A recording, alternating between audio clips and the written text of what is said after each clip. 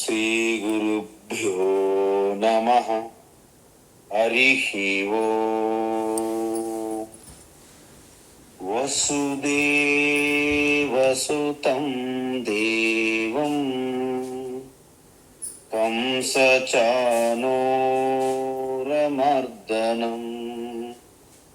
దేవకీ పరమానందం కృష్ణం వందే జగద్గురుం. తీత్వా మోహార్ణవం హత్వా రాగద్వేషాది రాక్షసాన్ సీతా శాంతి సమాయుక్త ఆత్మా రామో విరాజతే. ఆత్మా రామో విరాజతే. ఆత్మస్వరూప బంధుగణ 13వ అధ్యాయం. క్షేత్రజ్ఞ చూసిన తర్వాత ఆ జ్ఞాన ప్రాప్తికి కావలసినటువంటి యోగ్యతకి ఉండాలి? పాత్ర అంటే మనకి కావలసినటువంటి ఆ గుణములు, ఆ లక్షణాలు ఉండాలి. అవి సంపాదించడమే మనకి పెద్ద కష్టము, తపస్సు. జ్ఞానం అనేది ఆటోమేటిక్గా ప్రకటన. అక్కడ మేఘములు అలముకున్నాయి, సూర్యుని కనిపించకుండా మనకు అడ్డుగా ఉన్నాయి మేఘములు ఆ చెల్లా చెదిరైనప్పుడు, ఆ మేఘములు ఎప్పుడైతే చెల్లా చెదిరవుతుంటాయో, సూర్యుని వెలుగుతున్నాడా లేదని మనము టార్చ్ లైట్ తీసుకొని వచ్చి చూడాల్సిన పని లేదు. ఇందుకు సూర్యుడు తనంతట తానుగా ప్రకాశిస్తూనే ఉంటారు. అందువలన ఇక్కడ ఏమంటున్నారంటే తత్వజ్ఞానార్థ దర్శనం అంటే ఈ తత్వజ్ఞానం పొందితే కలిగినటువంటి ప్రయోజనం ఏమిటి అంటే మోక్షం. ఎందుకు?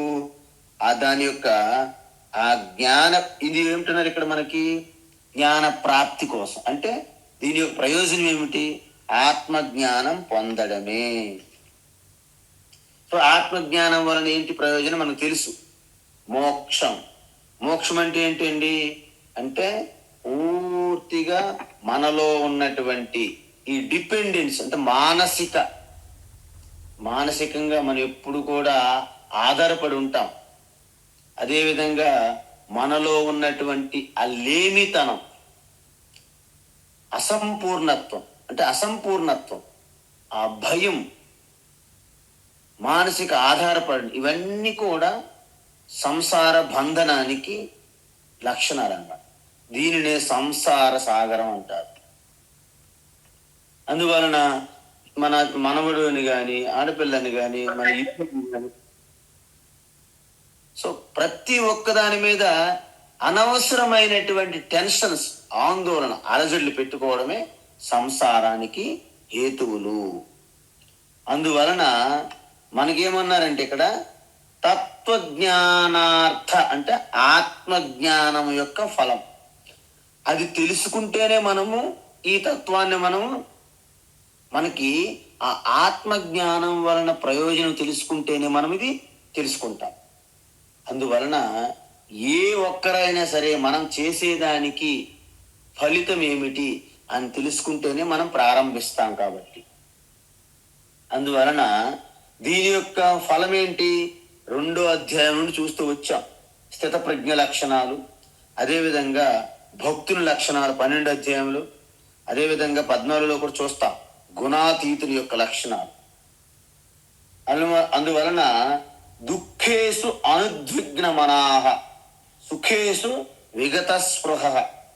దుఃఖం కలిగేటప్పుడు దిగులు చెందకుండా, ఉద్వేగం పడకుండా, సుఖము కలిగినప్పుడు ఏదో ఎగిరి గంతులేసి స్పృహ తప్పి మనము స్పృహ కోల్పోయి ఎటువంటి ఒక వాతావరణము మన చుట్టూ ఉన్న పరిస్థితులకి మనం గమనించకుండా కొంతమంది హడావుడి చేస్తారు.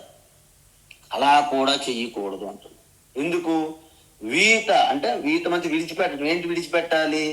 రాగము, భయము, క్రోధము. క్రోధం ఎప్పుడు వస్తుంది?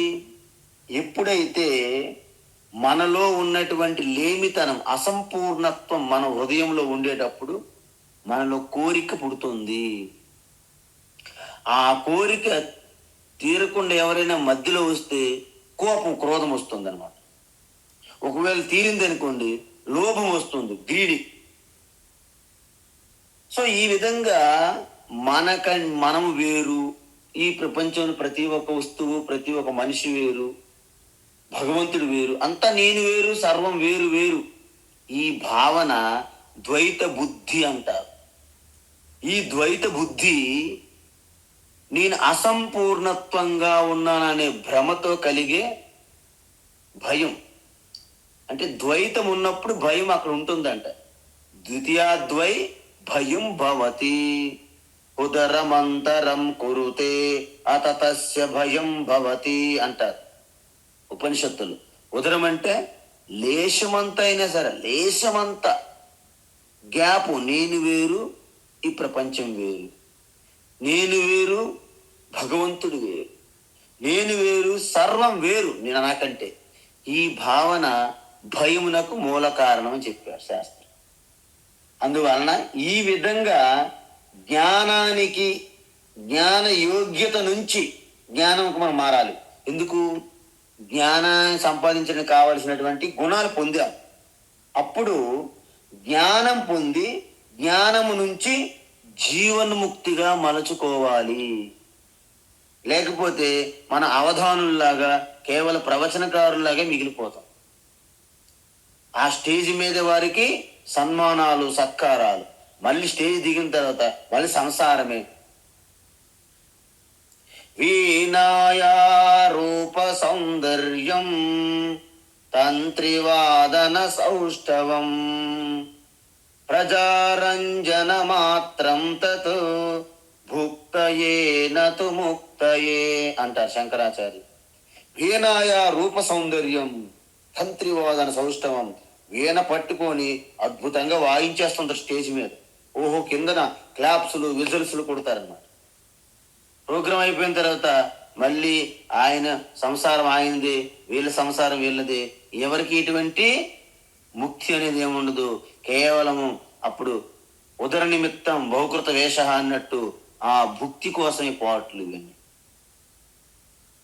అందువలన ఈ విధమైనటువంటి ఎప్పుడైతే మనకు అంతర్గతమైనటువంటి స్వేచ్ఛ, ఫ్రీడమ్, ఆ ఫ్రీడమ్ కావాలి, ఆ స్వేచ్ఛ కావాలి, స్వాతంత్రం. ఏంటో స్వాతంత్రం అంటే మీరు చుట్టూ జనం ఉన్నా మీ ఆనందానికి లోటు లేదు. ఎవరు లేకుండా మీరు ఏకాంతంగా ఉన్నా మీ ఆనందానికి లోటు లేదు.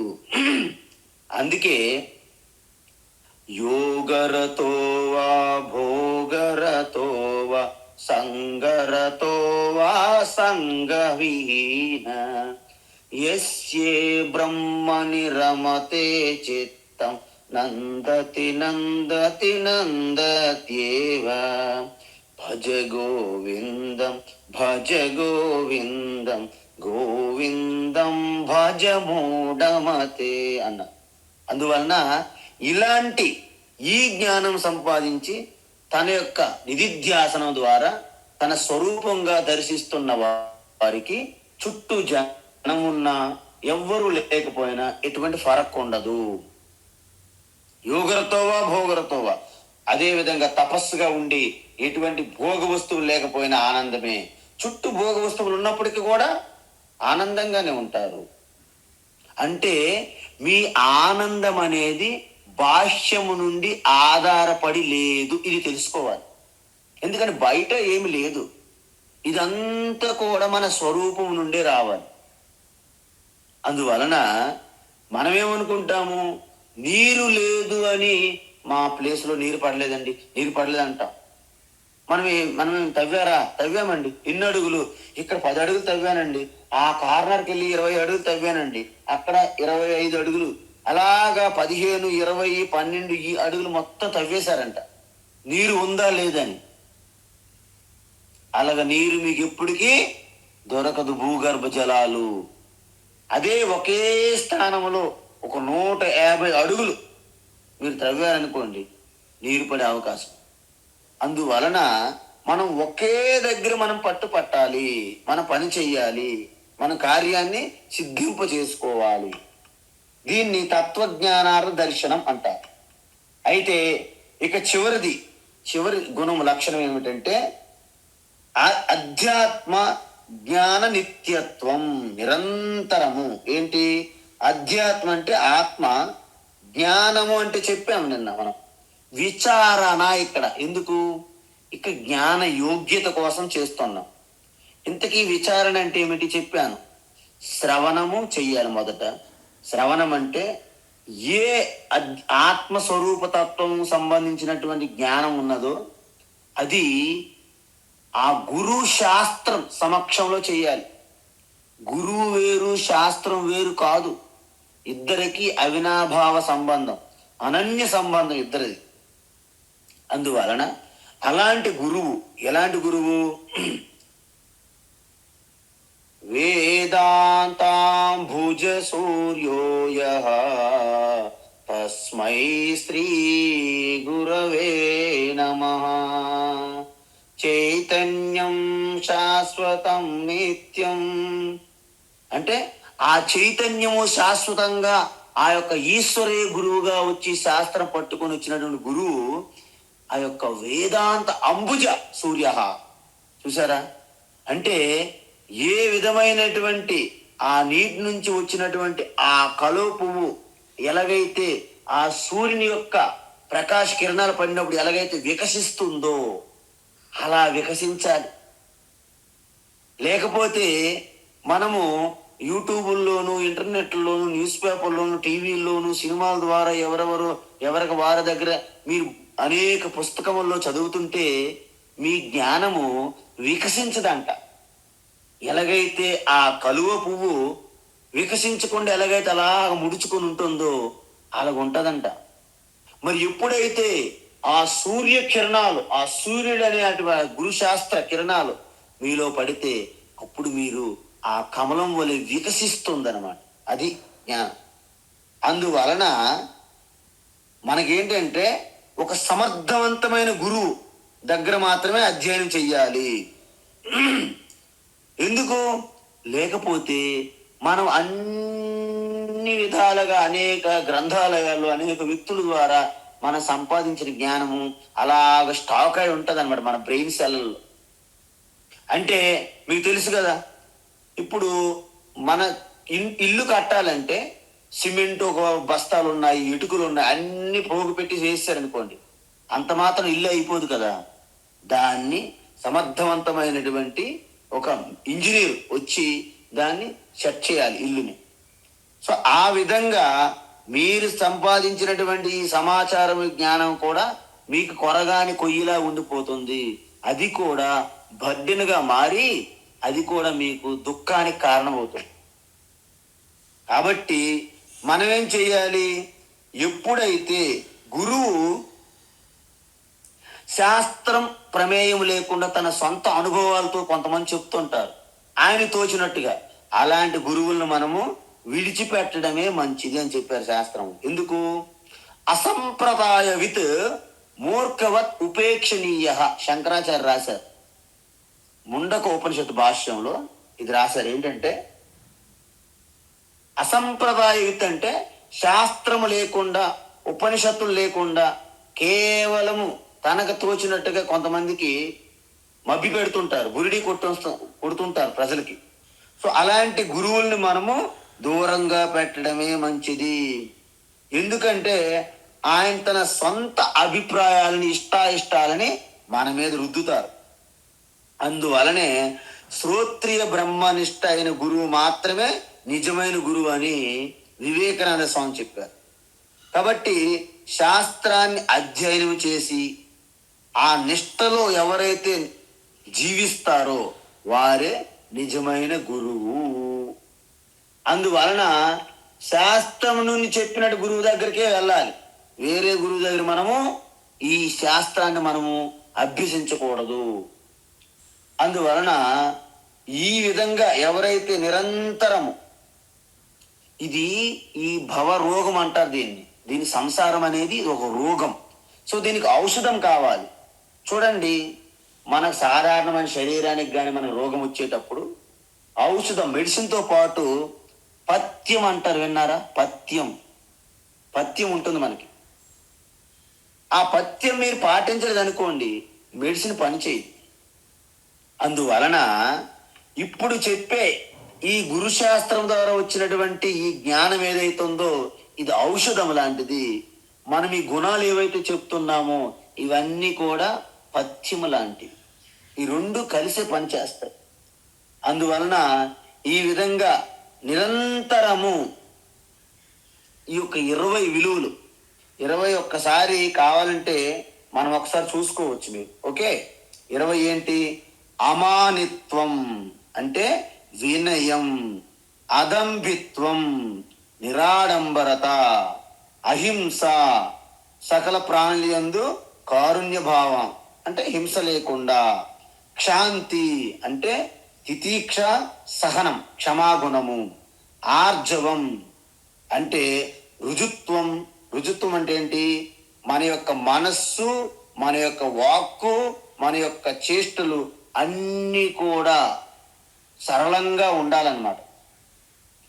ఆచార్యోపాసనం అంటే ఏ గురువు, ఏ ఆచార్య అయితే తన ఆత్మస్వరూపమును మీలోను, భగవంతుల్లోను, ఆయనలోను, ఈ జగత్తు, ఈశ్వర, జీవ ఈ స్వరూపతత్వాన్ని తెలియజేసి మీలో ఉన్నటువంటి అజ్ఞానము ద్వారా పుట్టిన అహంకార భ్రమ అనే సంసారాన్ని దాటి వేయించడానికి అందించినటువంటి జ్ఞానం అనే పడవను ఎవరైతే మీకు చూపెడతారో, అజ్ఞానం అనే అంధకారంలో ప్రయాణిస్తున్న మీకు జ్ఞానం అనే ఒక టార్చ్ లైట్ ఎవరైతే అందిస్తారో అలాంటి గురువుని మీరు ఉపాసన చెయ్యాలి. అంటే గురు శుశ్రూష, సేవ. శౌచం అంటే మీకు తెలుసు, శుభ్రత. అది బాహ్య శుభ్రత కావాలి, అంతర శుభ్రత కూడా కావాలి. స్థైర్యం అంటే పట్టుదల, విడిచిపెట్టకూడదు. ఏ కార్యక్రమమైనా అత్యంత శ్రద్ధాభక్తితో, ఆ పట్టుదలతో దాన్ని విడిచిపెట్టకుండా ముందుకెళ్ళాలి. భగీరథ ప్రయత్నం అంటాం.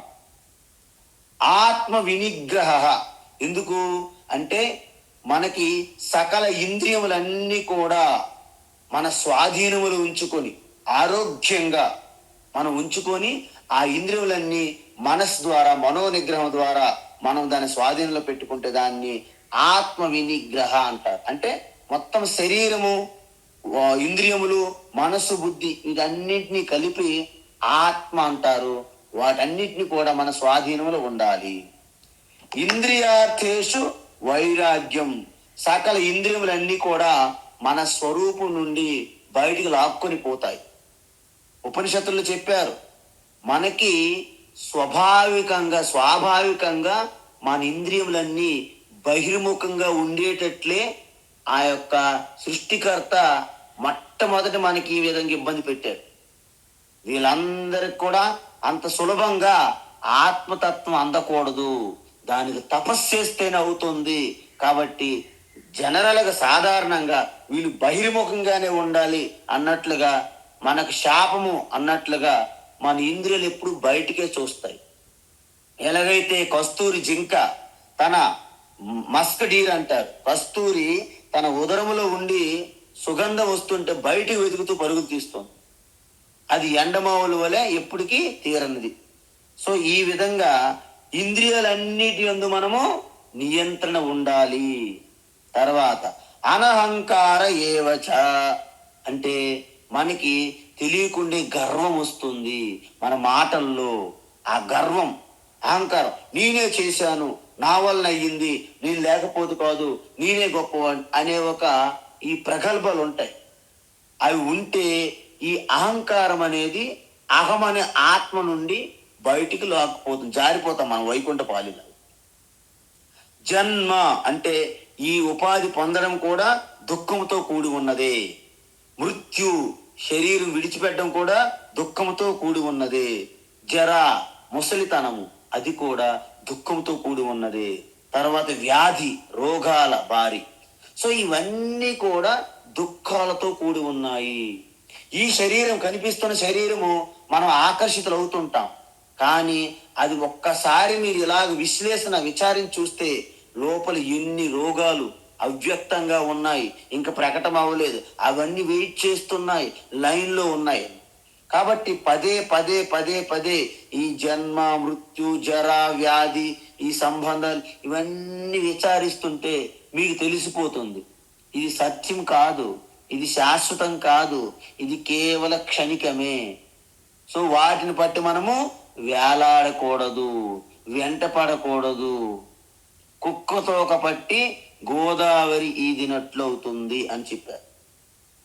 అసక్తి అంటే ఈ ఆసక్తి, ఈ మమకారము ఆసక్తి అనేది నాది నేను నాది అనే ఏదైతే ఆసక్తి ఉందో దాన్ని విడిచి, ఆసక్తి అనేది అసక్తి అంటే సక్తం అంటే అటాచ్, ఆసక్తి అంటే విడిచిపెట్టడము.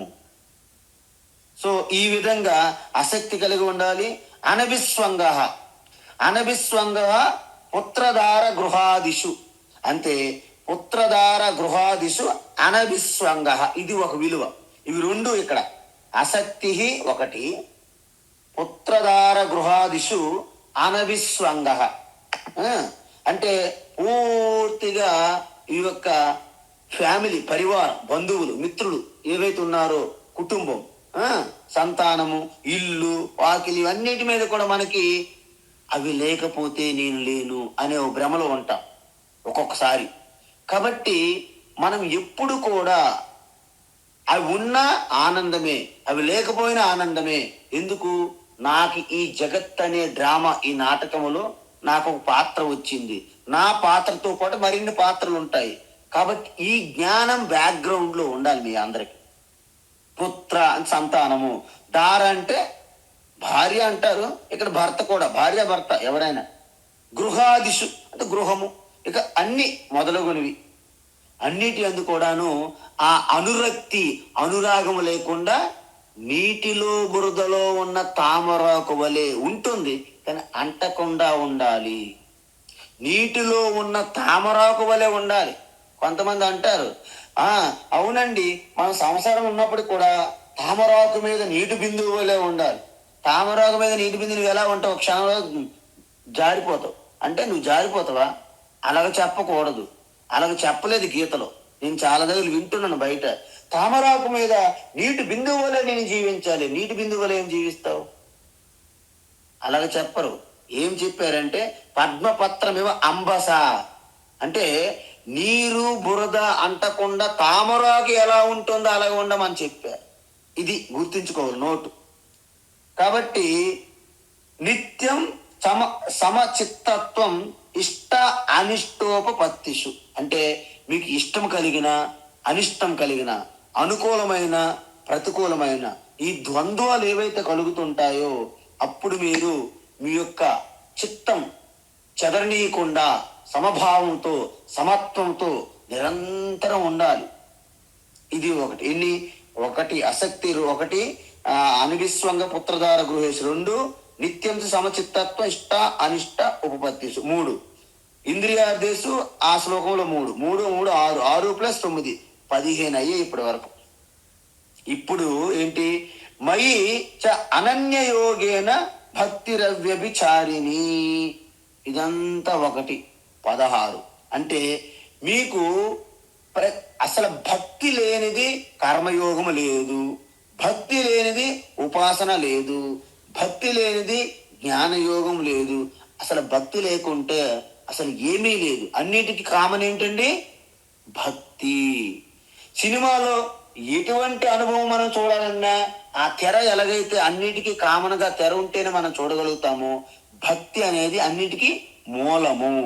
అందువలన ఎలాంటి భక్తి అంటే కర్మల యందు కర్మస్వరూపము, కర్మతో కూడి ఉన్నటువంటి భక్తి కర్మయోగము, మానసిక చింతనతో ఉన్నటువంటి ఉపాసనతో కూడి ఉన్నటువంటి భక్తి ఉపాసనా భక్తి, అదేవిధంగా శ్రవణ మనన నిధిధ్యాసనతో కూడి ఆ ఆత్మ పరమాత్మ స్వరూప తత్వాన్ని తెలుసుకొని తన స్వరూపంగా మలుచుకొని ఆ తత్వంలో నిలిచి ఉండే ఆ యొక్క జ్ఞానయోగ నిష్ట కూడా అది పరాభక్తి. ఈ మూడు కలిపితేనే భక్తి స్వరూపము. దీనిని అనన్య భక్తి యోగం అంటారు. ఎలాంటి భక్తి అది? అవ్యభిచారిణి భక్తి. వ్యభిచారి అంటే నిరంతరం మార్చేది, మారిపోయేది, వికారాలు పొందేది, దానిని వ్యభిచారి అంటారు. ఎప్పుడు శాశ్వతము నిత్యము మారని దానిని అవ్యభిచారిణి భక్తి అంటారు. అవ్యభిచారి అంటే ఎప్పుడు శాశ్వతం. మీ భక్తి అదొక సత్యం, జూటా కాదు, మిథ్య కాదు. మీ భక్తి పరమ పవిత్రము. అదొక కేవలము ఆ ఈశ్వర భగవంతుని చింతన తప్ప వేరే చింతన లేకుండా వేరే చింతనలు మీరు అంగీకరించరు. దాన్ని అవ్యభిచారిణి భక్తి అంటారు. మరి ఎలా చేయాలప్పుడు? వివిక్త దేశ సేవిత్వం. వీరు ఎక్కువ జన సమూహాల్లో ఉండి ఎంటర్టైన్మెంట్ గాసిప్ చేయడానికి ఇష్టపడరు. అందువలన వివిక్త దేశ సేవిత్వం, నిరంతరం కూడా ఒక రహస్యమైనటువంటి ఒక ఏకాంత ప్రదేశాన్ని ఎంచుకుంటారు. జనంతో వాళ్ళకి అరాతి కలుగుతుంది. అరాతి అంటే అసలు ఇంట్రెస్ట్ ఉండదు అనమాట వాళ్ళకి. ఇప్పుడు సినిమాలు వచ్చింది, టికెట్స్ ఎలాగైనా కావాలి. వాళ్ళకి సినిమాలతో అస్సలు సంబంధమే లేదు. లేకపోతే అక్కడేమో పార్టీలు, డిన్నర్ పార్టీలు, అనేక రకమైనటువంటి విషయాల మీద వాళ్ళకి అసలు సంబంధమే లేదు, ఇంట్రెస్ట్ లేదు, శ్రద్ధ ఉండదు. అరతి అంటే రమణం లేదు, అంటే ఆనందం లేదు అక్కడ. అరతి జన సంసది అంటే జన సమూహములో వారు ఎక్కువ జనముతో కూడి ఉండడానికి ఇష్టపడరు. ఎందుకు? తపస్సులు, యోగులు ఎప్పుడు కూడా ఏకాంతమును కోరుకుంటారు. సో మనము కూడా ఇప్పటి నుండే ప్రాక్టీస్ చేయాలి. ఎందుకు? ఎప్పటికైనా సరే మీకు ఒంటరిగానే వచ్చాం కాబట్టి ఒంటరిగానే పోవాలి. కాబట్టి ఇప్పటి నుండే మనము అప్పుడప్పుడు ఏకాంతంగా ఒంటరిగా ఉంటూ మనము అప్పుడే మనలో మనం చూడగలుగుతాం. జనం ఉన్నారనుకోండి, మన గురించి మనం చూసే అవకాశమే ఉండదు. ఎప్పుడంటే అందరూ కూడా అనేక రకాల విషయాలు చర్చిస్తుంటారు. ఇంక మీ గురించి మీరు విచారించుకునే అవకాశం ఎక్కడుంటుంది? కాబట్టి ఇప్పటి నుండే ప్రాక్టీస్ చేయాలి. ఎందుకంటే మనల్ని విడిచిపెట్టి అందరూ వెళ్ళిపోయారనుకోండి, దానిని ఒంటరితనం అంటారు. మనకు చాలా బాధ పెడుతుంది. కానీ అందరూ ఉండగా కూడా వాళ్ళని విడిచిపెట్టి మనం వెళ్తున్నాం అనుకోండి, దాన్ని ఏకాంతం అంటారు. ఎప్పుడు కూడా జనముని విడిచిపెట్టి మనం బయటికి ఏకాంతంగా వెళ్ళడానికి మనం సిద్ధంగా ఉండాలి. అంతే తప్ప మనల్ని విడిచిపెట్టి వెళ్ళిపోతున్నారా, మీరు ఎప్పుడు వెళ్ళిపోతారు, ఎప్పుడు వస్తారు, నేను ఒంటరిగా ఉన్నాను, నా కష్టము, నా బాధగా ఉంది, భయంగా ఉంది, ఇలాంటివి ఉండకూడదు మనకి. ఈ విధంగా చేస్తూ చివరికి అధ్యాత్మ జ్ఞాన అంటే తత్వజ్ఞానార్థ దర్శనం. నిరంతరం ఈ తత్వాన్ని శ్రవణ మన నిధిధ్యాసం ద్వారా అధ్యయనం చేస్తే అప్పుడు మీకు నిరంతరం ఇది ఏదో ఒక్కరోజు చేసింది కాదు, ఒక నెల చేసింది కాదు, ఒక సంవత్సరం చేసింది కాదు. అందువలన ఒకరు అడిగారు, నేను ఎన్ని సంవత్సరాలు, ఎన్ని నెలలు, ఎప్పుడు, ఎంతవరకు ఈ జ్ఞానం అనేది శ్రవణము మననము నిధిధ్యాసం చెయ్యాలి అని అడిగారు ఒకరు, శంకరాచార్య. ఆయన ఏమన్నారంటే, ఆసుప్తే ఆమృతే నయే కాలం వేదాంత చింతనం అన్నారు. అంటే ఆసుప్తే, నాయన నువ్వు లేచినప్పటి నుండి పడుకునేంత వరకు ఈ యొక్క ఆత్మచింతన చెయ్యి అన్నారు. అమ్మయ్య, ఓకే, లేచినప్పటి నుంచి పడుకున్నంత వరకే కదా, అలాగే ఎన్ని రోజులు? మరి నీ దేహత్యాగం అయినంత వరకు అదే చెయ్యి అన్నారు. ఎందుకు అంటే నువ్వు ఏది చేస్తున్నా పశ్యన్ శృణ్వన్ స్పృశన్ జగ్రన్ అంటే చూస్తున్నప్పుడు కూడా ఆత్మని ఎరుకులో ఉంటూ చూడు. జన్మాస్టర్ అంటారు, సిద్ధులు అంటే ఏంటంటే ఆ సావధానంగా ఎరుకులో ఉంటూ నడవడం అనేది గొప్ప సిద్ధి అంట. ఆ సావధానంగా భోజనం చేయడం కూడా చాలా గొప్ప సిద్ధి, మహిమ అంట. ఎందుకు? మనం నిజంగా భోజనం చేస్తుంటాం, మనకు దాని మీద ఏకాగ్రత ఉండదు, సావధానత ఉండదు, ఒక ఎరుక ఉండదు, ఏదో అలాగా మేక ఆవులాగా టకటకటకటగా మేస్తుంటాం. అందువలన మనకు ఆ సిద్ధి లేదు. నడిచేటప్పుడు కూడా గాబర ఫాస్ట్ నడుస్తారు. మెల్లగా ఆచితూచి నడుస్తుండేటప్పుడు కూడా సావధానంగా నడిస్తే దాన్ని వాకింగ్ మెడిటేషన్ అంటారు. వాకింగ్ మెడిటేషన్ కూడా ఉంది బుద్ధిజంలో. కాబట్టి అనేక ఆ సావధానతలో ఉండడం అనేది నిరంతరం కూడా ధ్యాన స్థితిలో ఉండడమే అంటారు. సో ఈ విధంగా ఏదైతే మనం చెప్పామో దీనిని జ్ఞానం అంటారు. ఏమంటారు దీన్ని? జ్ఞానం. ఇది 20వ విలువ గుణం. అయితే ఏతద్ జ్ఞానమితి ప్రోక్తం, ఈ 20 విలువలని గుణాలని కలిపి సద్గుణాలను కలిపి జ్ఞానం అంటారు. మరి యత్ అతః అన్యత, ఇవి కాకుండా వేరే ఎవరైనా ఎక్కడైనా ఎప్పుడైనా ప్రాక్టీస్ చేస్తే, అభ్యాసం చేస్తే దాన్ని ఏమంటారు? అజ్ఞానం అంటారు. అజ్ఞానం యత్ అతః అన్యత. ఇక్కడ చూడండి, అజ్ఞానం యత్ అతః అన్యత, యదతోన్యత అని ఉంది ఇక్కడ మన శ్లోకంలో. కాబట్టి అజ్ఞానం మిగతాదంతా ఈ 20 కాకుండా ఇంకేదైనా ఎవరైనా అభ్యాసం చేస్తుంటే దానిని అజ్ఞానం అంటారు. ఇప్పుడు చూడండి, అనేక రకమైనటువంటి మతి భ్రమించి చిత్త భ్రమణంతో ఇక్కడ అనేక మంది విచిత్ర చేష్టలతో, అఘోరులని పేరుతో, అనేక రకాలైన పేర్లతో మన చుట్టూ సమాజంలో తిరుగుతున్నారు. దానిని గీత ప్రకారం ఏమనాలి? మీరే అనాలి, మీరే చెప్పాలి. నేనంటే మన కష్టం. దానిని అజ్ఞానం అని శ్రీకృష్ణ అంటున్నారు, నేను కాదు. సో ఇది మనం అర్థం చేసుకోవాలి. అందువలన ఇప్పటి వరకు మనము 12 శ్లోకాలు చూసాం. ఇప్పుడు 13వది ఏంటంటే, ఇంతవరకు ఏం చెప్పాం మనము? క్షేత్రము, క్షేత్రజ్ఞ, జ్ఞానము 3 అయ్యాయి. మనం మర్చిపోకూడదు. 6 మనము సబ్జెక్టులు తీసుకున్నాం ఇక్కడికి అర్జునుడి ప్రశ్నలు. ఏంటవి? జ్ఞానము అయిపోయింది, క్షేత్రము, క్షేత్రజ్ఞ 3 అయింది. ఇంకేమున్నాయి? పురుష, ప్రకృతి, జ్ఞేయం 3 ఉన్నాయి. ఇప్పుడు భగవాను ఈ 13 నుండి 19 వరకు, 13 నుండి 19 శ్లోకం వరకు జ్ఞేయం గురించి చెప్తున్నారు. జ్ఞేయం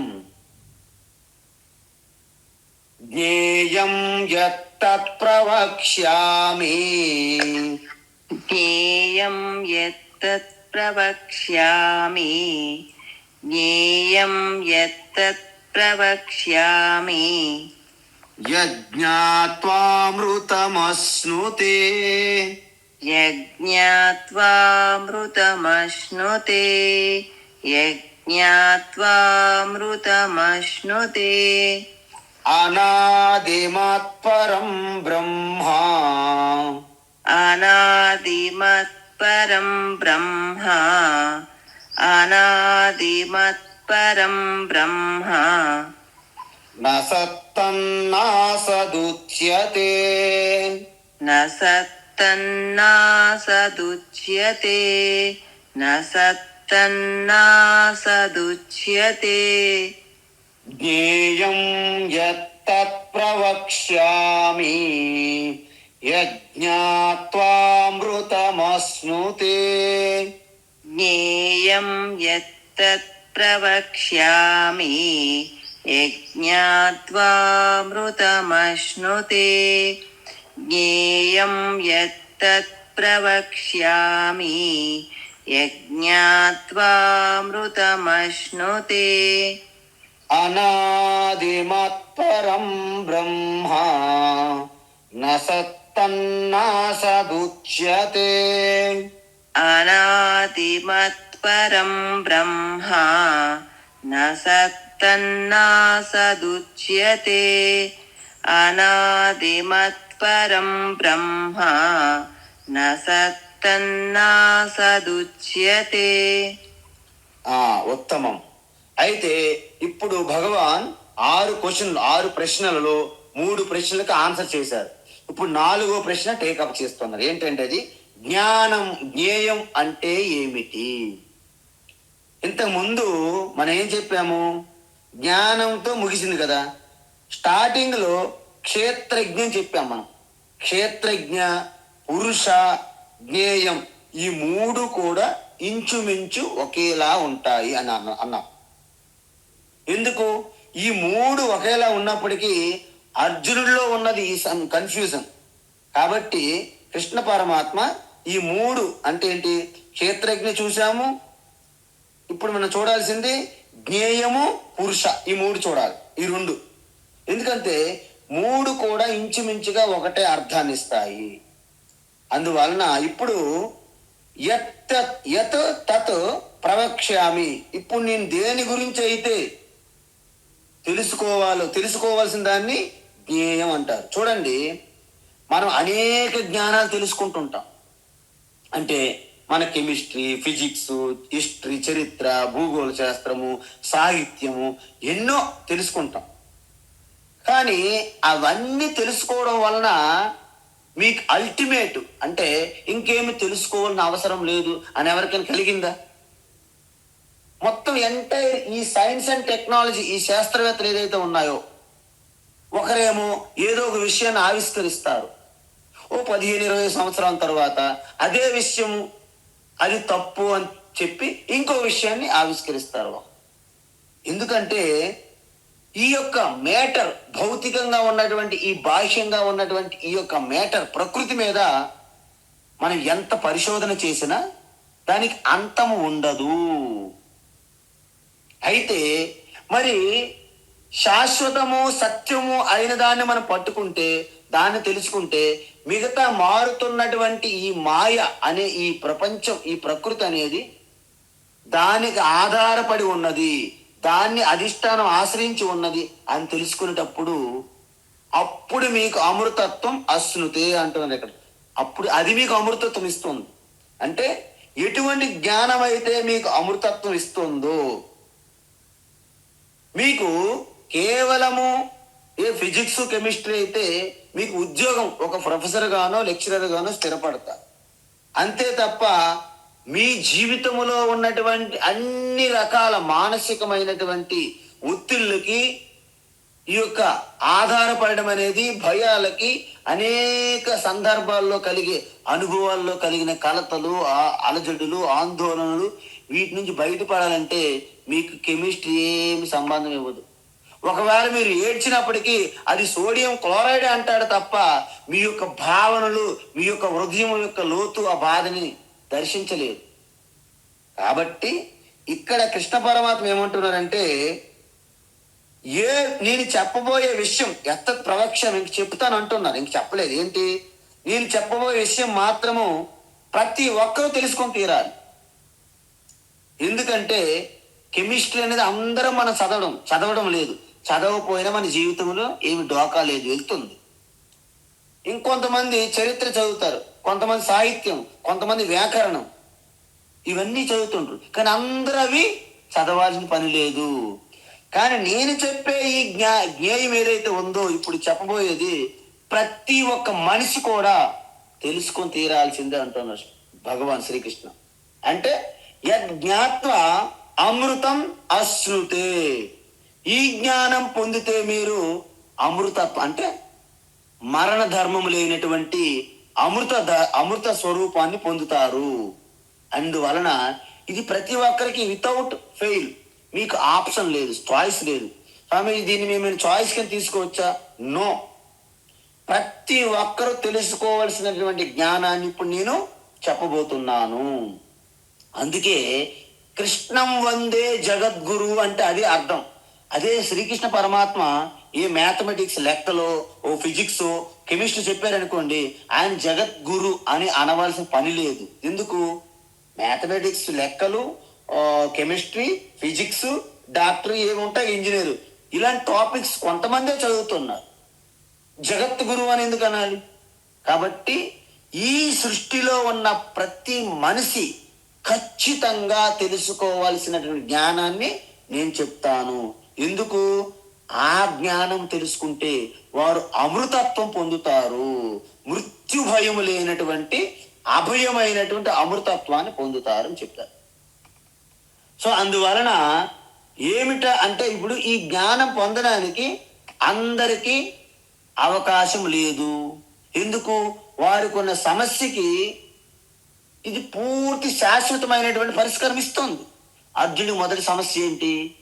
నేను, నా బంధువులు, నా గురువు, నా యొక్క కుటుంబీకులు అని ఈ అహంకార మమకారంతో, రాగము, తర్వాత శోకము, తర్వాత మోహము. ఇది జబ్బు, అర్జునుడి యొక్క రోగం. సో దానికి తాత్కాలిక పరిష్కారం కాకుండా శాశ్వతమైనటువంటి పరిష్కారం ఏమిటి అంటే ముందు మనం సమస్య తెలుసుకోవాలి.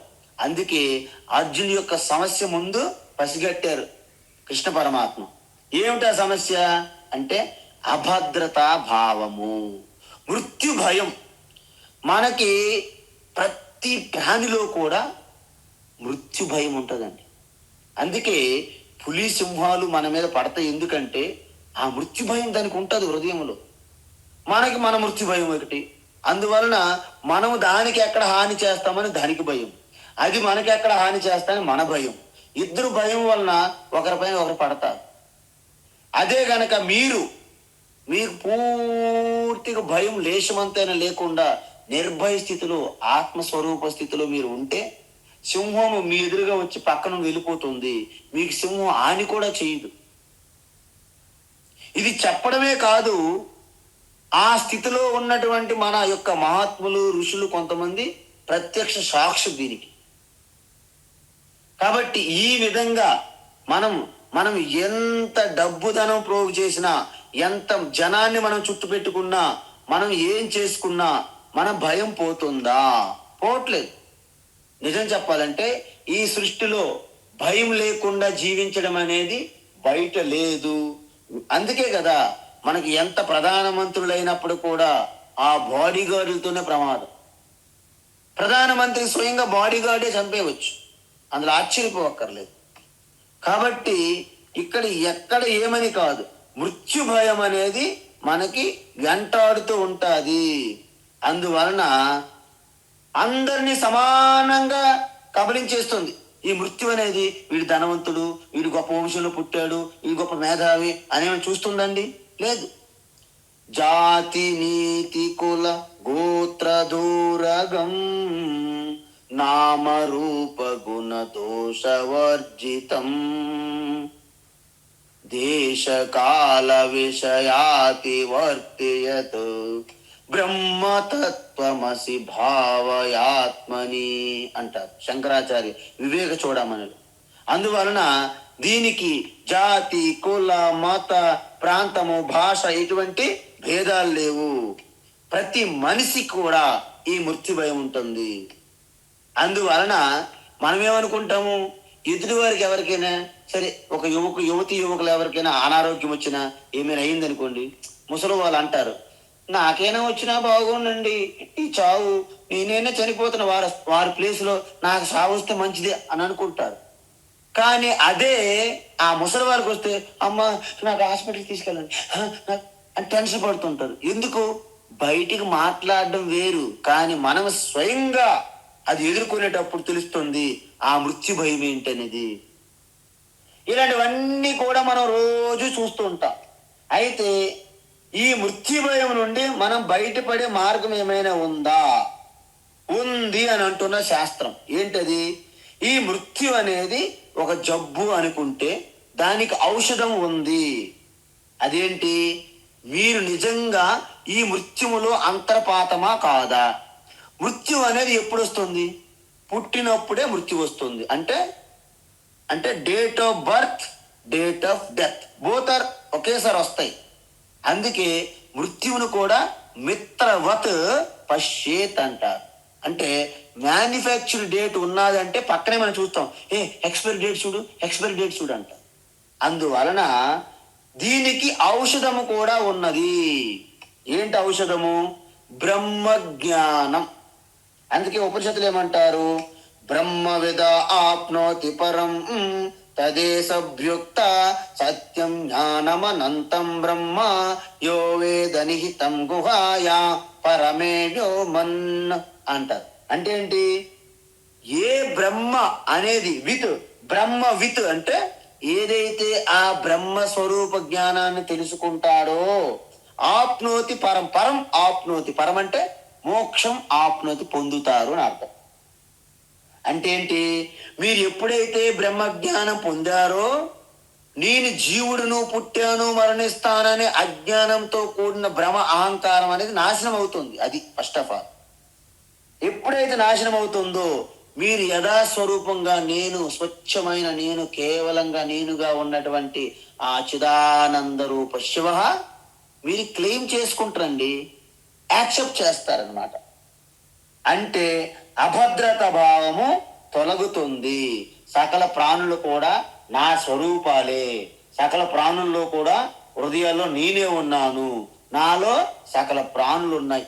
ఈ జ్ఞానమే బ్రహ్మ జ్ఞానము. మన బ్రహ్మజ్ఞానం అంటే 66 శాస్త్రాల పుస్తకాలు తిరిగేసి ఏవేవో మాట్లాడడం కాదు బ్రహ్మజ్ఞానం. ఇది అసలైనటువంటి బ్రహ్మజ్ఞానము. అందువలన ఎప్పుడైతే అమృతం అశ్నుతే, ఇది తెలుసుకుంటే అమృతాన్ని పొందుతారు. కాబట్టి అమృతత్వాన్ని పొందడం అంటే ఏంటి? మీలో ఉన్న అభద్రత, భయము, దుఃఖము, శోకము, మోహము ఇవన్నీ పోతాయి. అప్పుడు జ్ఞేయం. అందువల్ల ఇది చాలా శ్రద్ధ భక్తితో తెలుసుకోవాలి. ఏమిటా జ్ఞేయము? పరం బ్రహ్మ.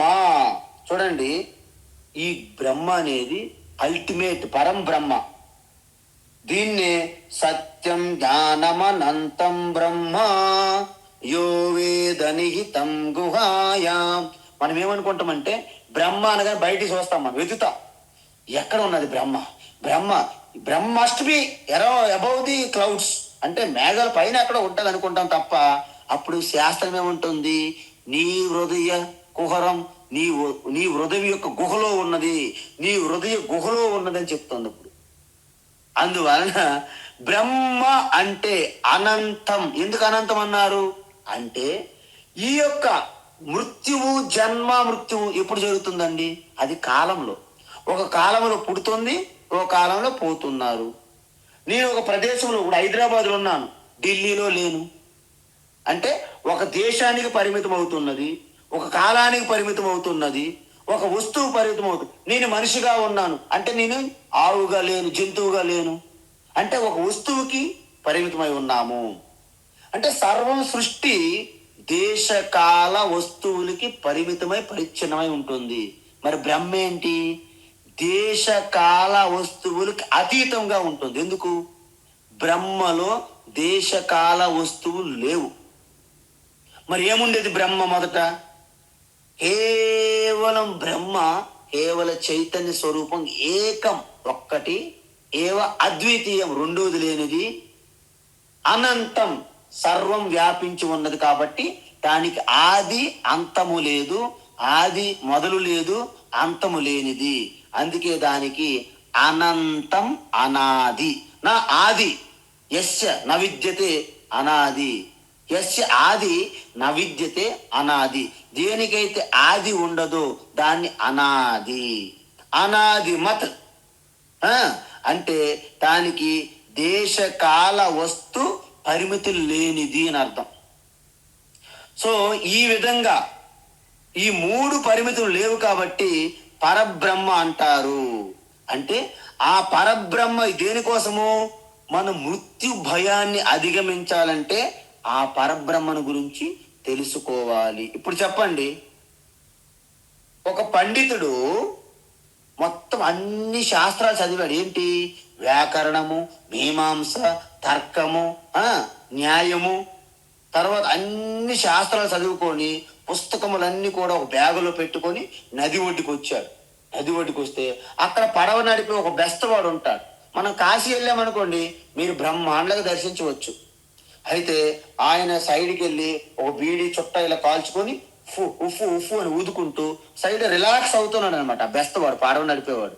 ఈయన చూసి, ఒరే మూర్ఖుడా, నీ యొక్క ఆరోగ్యం చెడిపోతుందిరా అంటాడు కొత్తగా. ఎందుకంటే అది స్మోక్ చేస్తున్నాడు. అయ్యగారు తప్పైపోయింది అయ్యగారు అని ఆ యొక్క ఆ చుట్ట పక్కన పడేసి ఏదో కొంత పసరాకులు ఉంటాయి, ఆయన తెలుసు. ఆ పసరాకులు నమ్ముకుంటూ వచ్చాడు. అయ్యగారు నమస్కారం. ఏంటి? నాకు అవతలకి బోటు మీద తీసుకువెళ్ళు. ఓకే అయ్యగారు. కూర్చున్నాడు. వెళ్తూ వెళ్తూ ఈ శాస్త్రాలు ఎక్కువ చదువుకొని వచ్చాడు కదా పండితుడు, అన్నాడు, ఏమిరా నీవు వ్యాకరణము తెలుసుకున్నావా? వ్యాకరణమా? అదేం కరణము? గోకర్ణమా? నాకు ఏమి తెలియదు అయ్యగారు, నాకు వ్యాకరణమో తెలియదు, గోకర్ణము తెలుసు అన్నాడు. సరే, నీ జీవితములో పావలా వంతు భాగం వ్యర్థమైపోయిందిరా. ఎందుకంటే నీకు వ్యాకరణం రాదు. తర్వాత కొంత సమయానికి వెళ్తూ ఏమన్నారంటే, నీకేమైనా తర్కము న్యాయం వచ్చా? నాకు తర్కము న్యాయం కాదు, ఎప్పుడు అన్యాయమే చూస్తున్నాను తప్ప నా తర్క న్యాయాలు రావు అన్నాడు. అయితే నీ జీవితంలో మరొక పావలా భాగం అంటే ఇప్పటికే అర్ధ భాగం వ్యర్థం. నీ జీవితం 50 పైసలు అంటే అర్ధ భాగం. మరి కొంత డిస్టెన్స్ వెళ్ళేసరికి అన్నాడు, పోని కనీసం మీమాంసైనా చదువుకున్నావా అన్నాడు. మాకు మీమాంస ఏం తెలియదు అయ్యగారు, మా మాంసం మాత్రం వండుతుంటే మేము తింటుంటాం అప్పుడప్పుడు ఆదివారం అన్న. కాబట్టి ఇక్కడ నీకు మొత్తము 75% అంటే జీవితంలో 3 భాగాలు జీవితం వ్యర్థమరా నీకు. ఎందుకంటే నీకు ఏది రాదు, వ్యాకరణం రాదు, తర్కం రాదు, మీమాంస రాదు, ఏమీ రావు. కాబట్టి నీ జీవితంలో 75 పైసలు జీవితం అంటే 3 భాగాలు వ్యర్థం అన్న. అలా నడుపుతున్నారు పడవకి చిన్న రంధ్రంలాగా వచ్చింది. ఆ నీరు పడవలోకి వచ్చేస్తుంది. పడవ ఇటు అటు కదులుతుంది. పడవ అనేది ప్రమాదంలో పడింది. అప్పుడు ఆయన దిగి ఆయన పక్కకి వెళ్ళి దాన్ని సరిచేయాలని ప్రయత్నించాడు. కానీ ఆయన చేతుల్లో దాటిపోయింది. ఆయన దాన్ని సరిచేయలేకపోయాడు. అప్పుడు ప్రమాదాన్ని గమనించిన ఆ బోటు మ్యాన్ అన్నాడు, అయ్యగారు మీకు స్విమ్మింగ్ వచ్చా అంటే ఈత వచ్చి ఈత అంటే నాకు రాదురా. నేను ఎప్పుడైనా యజ్ఞయాగాల్లో కోత పెట్టడమే తెలుసు, కోత మోత రోత తప్ప నాకు ఈత రాదు అన్నాడు. అయ్యగారు నా జీవితంలో 3 భాగాలు వ్యర్థము, కానీ మీ పూర్తి జీవితం వ్యర్థమని ఆ బోట్ నుండి ఆ నదిలోకి ఒక్కసారి గెంతాడంటే ఎవరు? Boat man. So boat man అలాగా ఈదుకుంటూ ఒడ్డుకి వచ్చాడు. మరి సకల శాస్త్రాలు చదివినటువంటి పండితుడు గంగార్పణమని గంగాసాగరంలో తేలాడు. అక్కడ మన కలకత్తా దగ్గర ఉంటది గంగాసాగరం. కాబట్టి దీన్ని బట్టి మీకు ఏమర్థమైంది?